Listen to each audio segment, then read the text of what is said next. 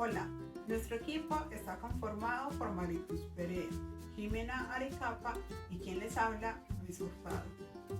El tema que vamos a presentar a continuación es el desarrollo psicosexual de Sigmund Freud. Para iniciar, expondré sobre el autor, en qué se basa su teoría y la fase oral de este desarrollo psicosexual. Hola, mi nombre es Maricruz Perea Julio y voy a hablar de la fase anal y fálica. Yo soy Jimena Arecapa y más adelante les estaré hablando acerca de la fase de latencia y la fase genital. Gracias. Tal como mencionamos, el tema que se desea dar a conocer es el desarrollo psicosexual planteado por Sigmund Freud. Pero, antes de entrar en detalle, vemos necesario comentar quién fue Sigmund Freud. Sigmund Freud nace el 6 de mayo de 1856 en República Checa, pero se trasladó a Austria y fue allí donde realizó sus estudios en medicina neurológica en la Universidad de Viena. Luego fue derivándose hacia la vertiente de la psicología. Sus aportes fueron tan profundos y tan significativos que es considerado como el padre del psicoanálisis. En Londres, el 23 de septiembre de 1939, a sus 83 años de edad, fallece. Volviendo al tema que nos compete, es decir, al desarrollo psicosexual, vamos a comenzar por dar un concepto de la sexualidad infantil. Según Freud, la sexualidad infantil no tiene por qué ser entendida como algún sinónimo de genitalidad, la cual, dentro de los adultos, tiene como finalidad consolidar el coito y la reproducción.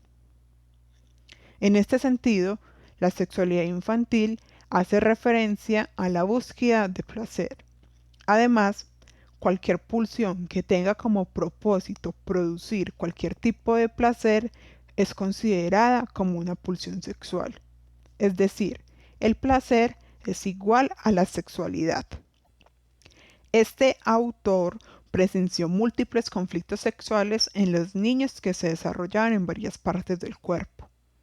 Observó que en distintas edades cada uno alcanzaba una mayor relevancia como centro de conflicto. Apoyándose en estas contemplaciones fue como proyectó la teoría del desarrollo psicosexual. En esta teoría se basan 5 fases, y cada una de ellas posee una zona erógena del cuerpo. Esta zona es donde se presenta la mayor sensibilidad, produciendo la excitación sexual. Además, son muy importantes porque van a ser determinantes en el desarrollo de la personalidad del niño en su futuro. También cabe decir que en cada fase existe un conflicto el cual se debe resolver para avanzar a la siguiente fase. En algunas ocasiones, el niño no es capaz de pasar de una fase a otra porque no ha resuelto el conflicto o porque las necesidades han sido satisfechas también por unos padres muy comprensivos y condescendientes, y así el niño no desea avanzar a la siguiente fase. En cualquiera de estos dos casos, se presume que el niño está fijado en esa etapa del desarrollo. Entonces damos por entendido el término de fijación como un estado en el cual se emplea parte del líbido y se queda ahí a causa de algún tipo de gratificación o frustración en una gran cantidad, guardando así una cantidad menor de energía psíquica o líbido para las fases que corresponden después.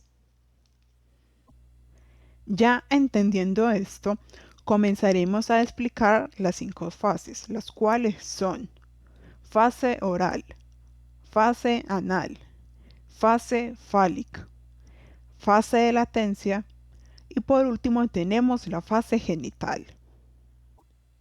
La fase oral se manifiesta desde el nacimiento hasta los 18 meses, es decir, hasta el año y medio de edad.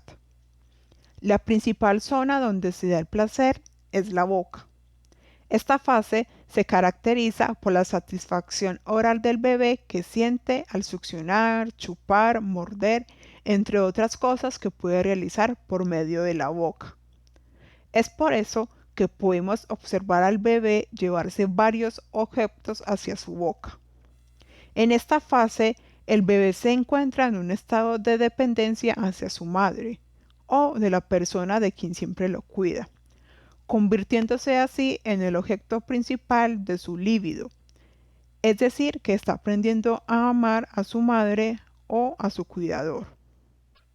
Existen dos tipos de comportamientos en el lapso de esta fase que son la conducta incorporativa que consta de recibir y la conducta agresiva o sádica que se basa en escupir o morder. Durante esta etapa hay un conflicto en específico. Ese conflicto es el destete. El destete es cuando se deja de amamantar, es decir, cuando se deja de alimentar al bebé con la leche materna. Y esto puede llegar a causar algún trastorno en la adultez porque el bebé puede llegar a percibir una sensación de abandono o una sensación de rechazo. Y si este cambio se da de una manera muy agresiva o muy brusca, tal vez puede que afecte la construcción de la personalidad. Las personas que se quedan fijadas en esta etapa se caracterizan por la tendencia a las actividades orales como fumar, beber, comer bastante, masticar chicle, lenguaje soez, masticarse las uñas, entre otras.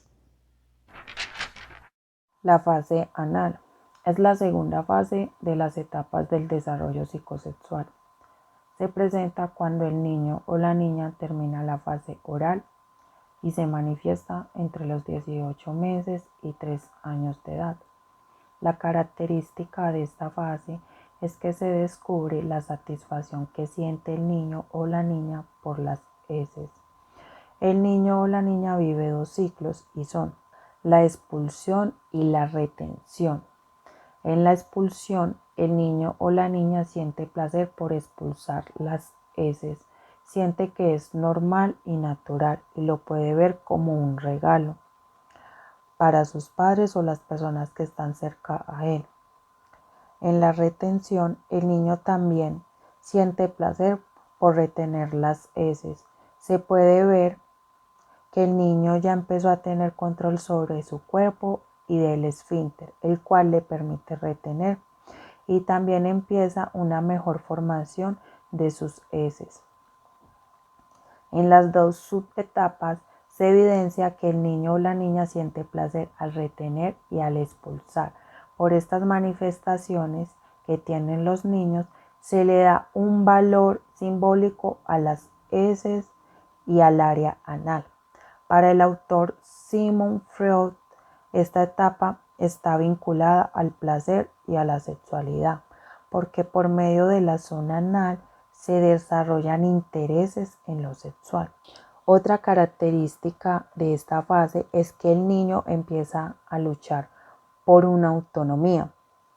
Para que la niña o el niño supere esta etapa, es importante la comprensión de los padres, porque si el padre le permite al hijo que experimente y juegue con sus heces, el niño cuando crezca podrá ser una persona sencilla y que le guste el orden. Pero si los padres no le permiten al niño o a la niña experimentar esta fase y le transmiten repugnancia, el niño empezará a rechazar esta fase y puede convertirse en una persona que le guste las cosas en exageración, como por ejemplo, que le guste la limpieza o que no le guste la limpieza. Y también se puede convertir en una persona rígida. La fase fálica. Esta fase se presenta después de la fase oral y anal y se manifiesta cuando el niño o la niña está entre los 3 años y 6 años de edad. La característica de esta fase es el interés o curiosidad que siente el niño o la niña por los genitales, los niños en el pene y las niñas en el clítoris. Por medio de la curiosidad en esta fase, los niños experimentan su interés sexual. Después de experimentar un placer por medio de las heces, que es la fase anal, descubren que por medio de los genitales también se puede tener placer. En este ciclo, el niño o la niña explora y siente placer por medio de la exhibición o juegos, como lo podemos ver en juegos de la mamá y el papá. Y es cuando la niña hace el papel de la mamá y esposa. Puede besar a su esposo y ver algunas partes del cuerpo del niño. El niño o la niña pasa por ciertas conductas porque quiere ser el centro de atención. Se debe resaltar que la actitud y el diálogo de los padres es muy importante para el niño o la niña, porque están en un descubrimiento de sus partes íntimas, quieren encontrar ciertas explicaciones y los padres deben ser comprensivos y no crearles miedo. Si le crean miedos o en algún momento los reprimen, el niño o la niña crecerá creyendo que las relaciones sexuales son malas y por esto empezará a ocultar su vida sexual y no serán abiertos frente al tema. Otra característica importante en esta fase es el triángulo amoroso y es cuando el niño se enamora del progenitor de sexo opuesto y cuando el niño siente como amenaza a su progenitor del mismo sexo. En este triángulo están los tres complejos que son el complejo de Edipo, de Electra y la castración. El complejo de Edipo se manifiesta por sentimientos que el niño empieza a sentir por su progenitor de sexo contrario y lo ve como atractivo. Y a su progenitor del mismo sexo lo ve como una amenaza. Eso quiere decir que el niño empieza a sentirse encantado por su madre. Este complejo ayuda a que el niño tenga un mejor orden en su personalidad. El complejo de Electra. Este complejo se manifiesta en las niñas. La niña lo experimenta cuando ve a su progenitor de sexo contrario atractivo y a su progenitor del mismo sexo como un rival. Eso quiere decir que la niña empieza a sentir que está encantada con su padre. Este complejo ayuda a que la niña tenga un mejor orden en su personalidad. La castración. Este complejo se manifiesta en el niño y en la niña y empieza a diferenciar los sexos y reconoce sus deseos y que son imposibles. Es importante decir que un niño vive este complejo diferente al de una niña. Por este complejo diferencia los sexos como, por ejemplo, el masculino y el femenino. En este complejo existe una función y son las normas y las prohibiciones. Por medio de esto, el niño o la niña cambiará su amor de una manera más pura y que esté aceptado por la sociedad. A igual, también cambiará los celos por su progenitor del mismo sexo. La fase de latencia. Esta se da entre los 6 y los 12 años de edad. Acá es donde el niño entra en una época de calma sexual. Desaparece el complejo de Edipo, que hace referencia a la existencia de sentimientos tanto amorosos como hostiles hacia sus propios padres. Es donde el amor de los niños por el progenitor del sexo opuesto crea rivalidad con el progenitor del mismo sexo. Esto quiere decir que el varón ama más a su madre y la liga sus deseos instintivos a ella y desea la muerte de su padre que le cierra el camino con su madre. La niña, en cambio, ama más al padre con el deseo de ocupar ante él el primer lugar, fantaseando así la desaparición de su propia madre. También en esta fase aparecen sensaciones de pudor y asco, y aparecen aspiraciones desde la moral y la ética. Gracias a estas nuevas sensaciones que empiezan a aparecer, se van desligando poco a poco esos conflictos sexuales, apareciendo también sentimientos de ternura, devoción y respeto hacia las imágenes parentales. No se puede hablar de una latencia absoluta porque de alguna u otra manera siguen apareciendo excitaciones esporádicas. La libido ya no está tan marcada en su carácter genital, sino que va más orientada a destinar esta energía para la planificación del yo, la expansión intelectual y el aumento de los conocimientos.